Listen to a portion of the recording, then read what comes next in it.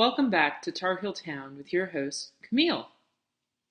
Today we will be looking at the art of Aaron Douglas, also known as the father of African American art in the United States. Douglas first gained notoriety during the 1920s Harlem Renaissance in New York City, where he served as the first president of the Harlem's Artists Guild. Having grown up in the Midwestern countryside, Douglas had both the influence of the country as well as the city, which can be seen in many of his works. As a student, he had a German professor encourage him to turn to his African roots for inspiration. This ended up in him combining African imagery with day-to-day modern images. The piece we're going to focus on is his Harriet Tubman. A remarkable piece of artwork, it takes a historical figure and places her in a transitional time, much like that of 1920s New York.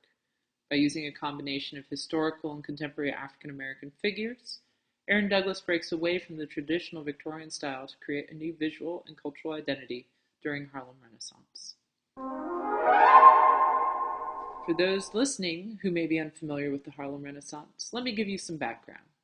The Harlem Renaissance is named such because it took place primarily in Harlem, New York City. It was an African American cultural movement that spanned 1918 to 1937. The movement included literature, visual arts, music, and theater. Many African American intellectuals fled the South looking for a new home where they could have creative freedom.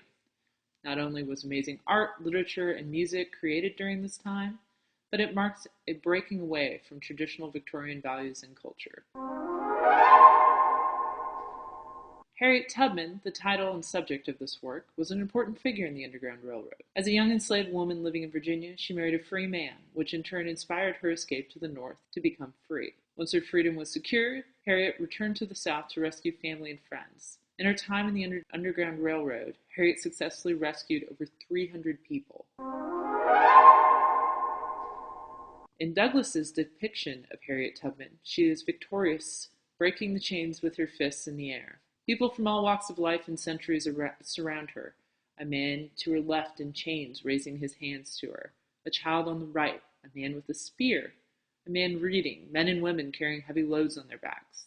The figures are merely outlines with slit for eyes, but no distinguishing features outside of their outlines. Next to Tubman is the smoking barrel of a cannon. In the background, tall buildings appear with banana leaves and palm trees hanging in the painting. It's almost looking into a secret wilderness nestled in the city. A key element to Douglas's style is combining African imagery with contemporary images. In a lot of his work, he uses historical figures, images, and symbols from African American history. Thinking of his use of these images in the context of the Harlem Renaissance, it really brings new meaning to the work.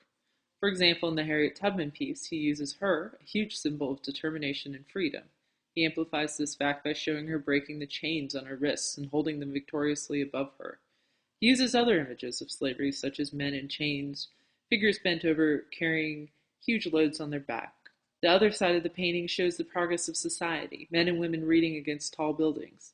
It's as though this painting is offering inspiration for how far African American culture had progressed by breaking the bonds of slavery. Douglas makes an analogy in this piece between Harriet Tubman and the smoking cannon. The smoking gun is a symbol or phrase often used as incriminating evidence against someone or something. In this case, the smoking cannon next to Harriet Tubman breaks the chains of slavery, making the case for slavery being over irrefutable. Times have changed and new beginnings are ahead. Douglas is also known for his use of social realism. Now, not everyone is an art history major, so let me give you some background. Social realism generally stemmed from left-leaning artists that were concerned with the living conditions of the poor and working class. Concern for the poor and working class was seeping into the consciousness of artists everywhere. This can be seen in Grant Wood's American Gothic and a lot of the work of the famous Mexican artist Diego Rivera. Looking at Grant Wood's American Gothic, we can see quintessential American social realism. Grant's painting conveys many messages about the society of Midwestern farmers, much like Douglas's dramatic depiction of Harriet Tubman. Both paintings give distinction to a particular segment of society. As we see in Diego Rivera's The Flower Farmer, social realism was not limited to American artists. In fact, this style influenced many artists in Mexico.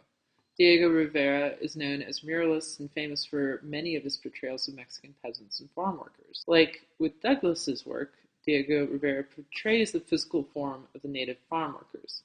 This is another marker of the veering off the course from Victorian imagery so often seen in art.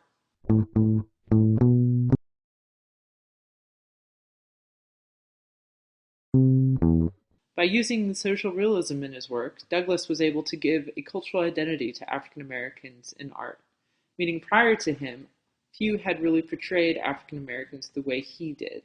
By going back to his African roots, he gave African Americans a different image than what had been portrayed by Victorian society. Aaron Douglas does an exceptional job bridging the past, present, and future in Harriet, Tubman. He shows his audience that all of these elements are important for understanding African American culture and for the progression of it.